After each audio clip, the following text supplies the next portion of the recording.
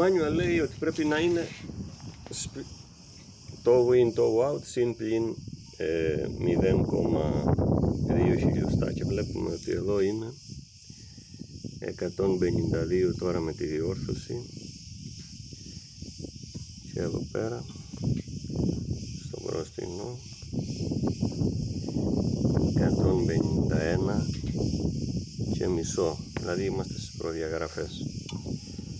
Αυτό, ξαναλέω, είναι ένας χοντρικός τρόπος ευθυγράμμισης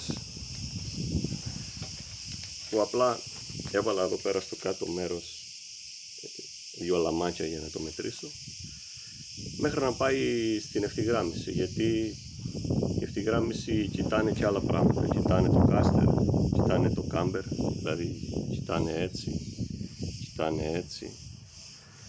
Εγώ απλά κοίταξα το έτσι για να μην πηγαίνει στραβά το αυτοκίνητο.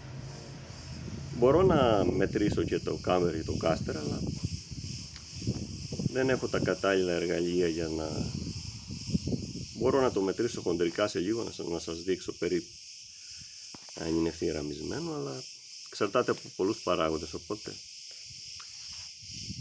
ευχαριστώ.